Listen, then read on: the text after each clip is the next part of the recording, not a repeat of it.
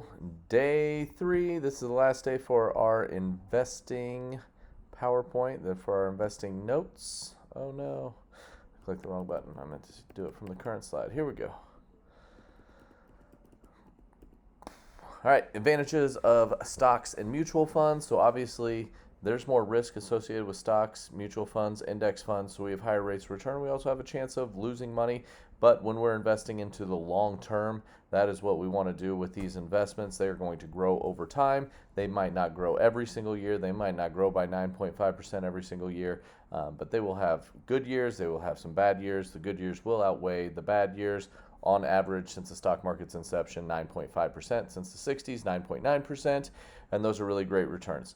If we're just keeping our money sitting in a savings account, that's great for an emergency fund in case something happens. But if we have a generous amount of money that is in there, we want it growing. If not, we are actually losing our buying power with inflation. Inflation is the cost of goods and services rising over time.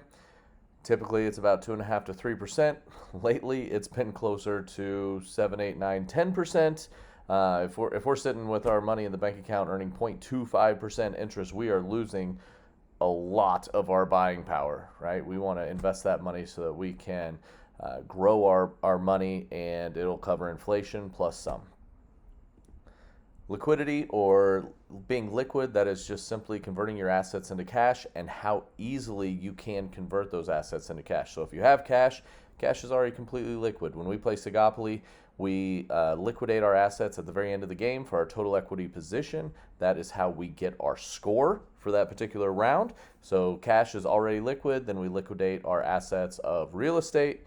Our rental values multiplied by 1.5 times. If we have a monopoly, then multiplied by 2 times, and then we add those up. So some things are more liquid than other. Obviously, a savings account is extremely liquid. We can go to the bank and we can withdraw cash. Now it's liquid. An investment, we would need to sell it. Generally, for an investment, you need a buyer on the other side. Real estate is fairly liquid, but it takes some time. You have to find a buyer. They have to do financing. It could take 30, 60, 90 days. In a difficult market, it could take 3, 6, 9, 12 months. Other things such as retirement accounts, yes, they're liquid. We could pull cash out of them, but there's penalties along with it. Sometimes we can't pull money out until we're 59 and a half in a Roth IRA or 401k. So those things are kind of less liquid. Selling stocks, there has to be a buyer on the other side of those stocks. So if there's not a buyer, then the price continues to go down. It's harder to convert into cash. Liquidity, converting assets into cash. Assets are things that you own and hold value. Think of houses, real estate, investment accounts, retirement accounts, cars, boats, machinery, trailers, things like that. Disadvantages of stock, you're not guaranteed that you're going to have a return on your money. You could invest into a company, it could go bankrupt, it could go down to zero, and you could lose everything that you invest in. I hope we would pick better investments than that, but some things are just outside of our control, so you do have the risk of losing your investment. Sometimes stocks are not extremely liquid, and you can't control the economy. So if the economy takes a downturn, it can be a lot.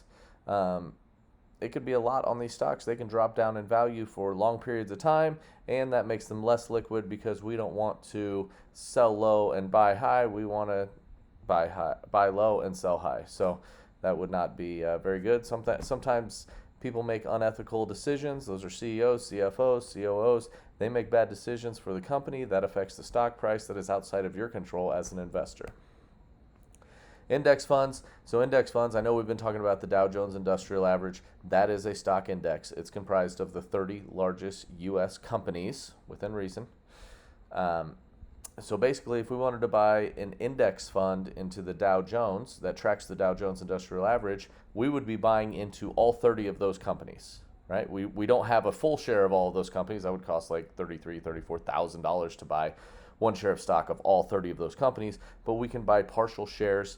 A brokerage is going to buy the shares and then divvy them up and sell them to investors into packages that are, into investment vehicles that are less expensive, so we can purchase and participate into these stock indexes. There's also the S&P 500 that tracks 500 U.S. companies. There's the NASDAQ that's over 3,000, and so on and so forth. That basically tells you how it works. An index fund buys shares from every company listed on the index. An investor buys shares from the fund, whose value will mirror the gains and losses of the index being tracked. So we don't need $34,000 to buy a stock index that tracks the Dow Jones Industrial Average. There's ones for $13, there's ones for $30, $300, whatever, something like that.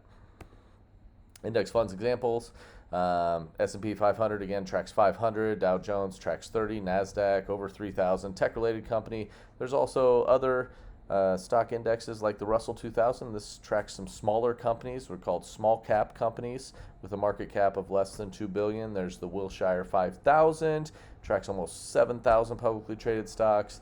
There's foreign stock indexes. There's a lot of different ones to go from. The Dow, the NASDAQ, and the S&P 500 are just clearly the three most popular ones. If you have an iPhone and you open up the stock app, you will see those three right up at the top, so you can know how the stock market is performing without having to go and look at each individual stock. Bottom line, if you get a stock tip and it says you're going to quadruple your money inside of 3 days, then it's probably just too good to be true. And that's just what it is. If you get a stock tip if somebody tells you to invest in this thing because it's going to go bananas, return 1,000 times, split 30,000 to 1, whatever, it's probably too good to be true, because it probably is. It probably is too good to be true. Don't borrow money to buy stocks. The interest that you pay is most likely going to cancel out or outweigh the interest that you make. Then you're also going to be paying capital gains tax on top of that as well. Plus, you're taking the risk. Eliminate those high interest debts. If you have credit card debt, you have no business investing. Wait until that credit card debt, pay that off, especially if they're charging you 25, 30%. I don't know a lot of investments that are making 25, 30% right away. So know what you're buying. If you don't understand how a company makes a profit, what products and services they sell, if those are in demand, who the market is, you shouldn't be buying those stocks. You need to do your research and see if it's a good buy, what the company is doing for the long term, what their strategies are, lots of different things. Invest in quality companies for the long term. That's what Warren Buffett says. This was a quote from Father Dan. I love it. This was from 2016. This was at morning mass one day. This is not just about greed and how much money you can make.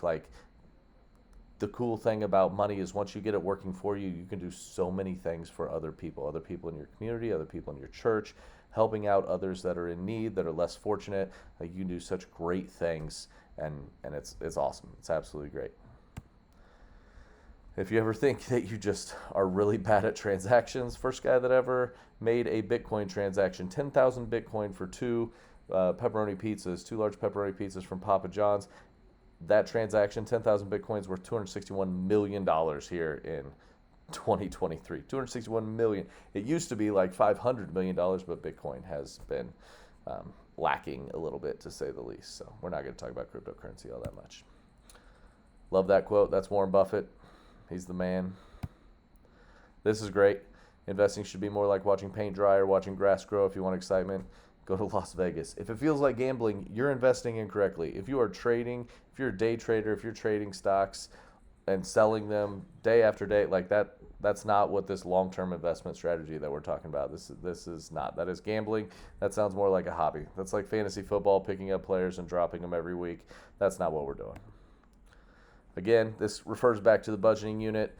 There's two ways to make more money or to have more money. You increase income, doing other things, better paying jobs, so on and so forth. You decrease expenses, spend less, figure out ways that you can cut back on different things or eliminate expenses.